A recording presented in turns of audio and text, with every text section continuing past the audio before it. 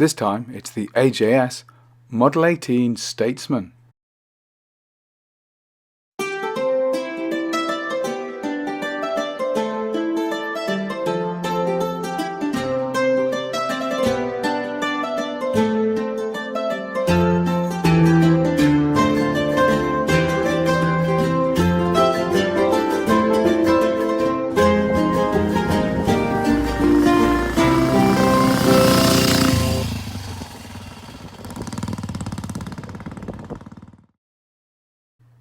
Before we start, don't forget to like and subscribe for more content.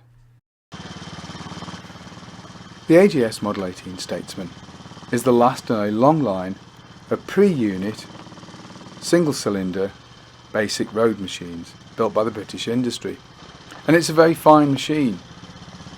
If you were going to recommend a single-cylinder machine of this nature to somebody, then, to be honest, matchless and AJS singles are really sound bets. You would definitely recommend them to a friend. So why then am I including this model as a failure?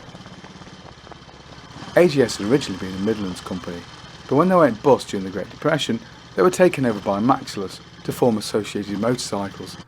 So in reality, this range of machines owes its roots to Matchless's own G80 model. The seeds of disaster for AMC were in truth sown some years before this model even took its bow.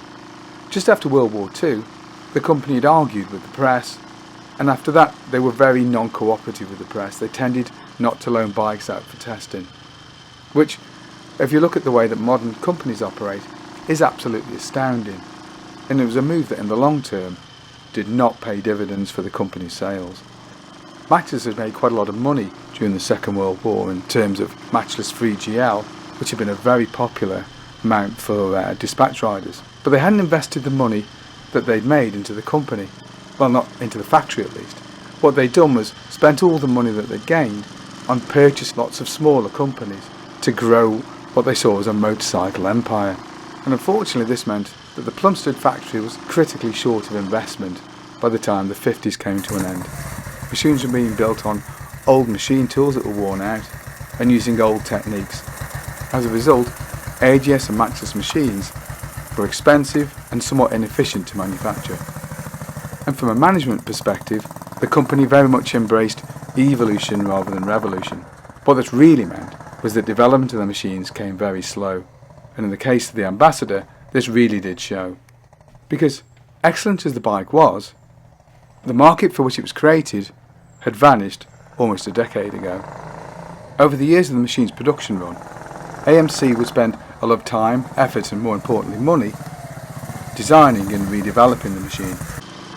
For example, in 57 they switched to an alternator and point system for the ignition, and 2 years earlier in 56 the Berman gearbox had been replaced by one of Matchless's own design, and this was, it must be said, a very good transmission. 1960 would see a completely new chassis design. Another chassis improvement saw the adoption of Girling suspension units in 1964. These were of standard design. They had earlier used Girling units, but they'd had to be modified to fit on to the AJS Matchless frame, the bike having previously used an AMC designed suspension unit, which actually wasn't as good as the Girling units. And it's the much improved 64 version, which ran till 1966, which is really the subject of this video, because as well as suspension improvements, there were major changes to the engine too. There was an all-new crankshaft and a switch from a very long stroke to a slightly shorter stroke engine of 86 by 85.5 dimensions, and at last came cast-in pushrod tubes, so that was one area where at least the engine was less likely to leak than earlier models. So you might well ask, why am I regarding such a great machine as a failure? And indeed, the very last models from 64 to 66 are really good bikes. But in essence, the problem is not with the bike itself. It was a well-built bike and it was reliable. The problem was, it was 1964. And machines like this have been popular in the mid-50s. There was simply no market for bikes of this design anymore. Pretty much everybody else had turned to unit construction, particularly for their singles. And the fact is, big long-stroke singles had had their day. And of course a few smaller companies, such as Velocet, did continue to produce machines similar to the AJS and the Matchless. but these companies did so more out of necessity than out of desire. And I think what this model really shows was that the management over at AMC were beginning to lose touch, or had lost touch, with the motorcycle buyer. And certainly their big fallout with the press just after World War II did not help at all in this regard. AMC had been profitable in 1959, but had registered a loss in 1960 and were continuing to struggle as the 60s had gone on. So it makes no sense at all that it invested time, effort and money into a machine that was so outdated, when really what they should have been doing was building something completely new.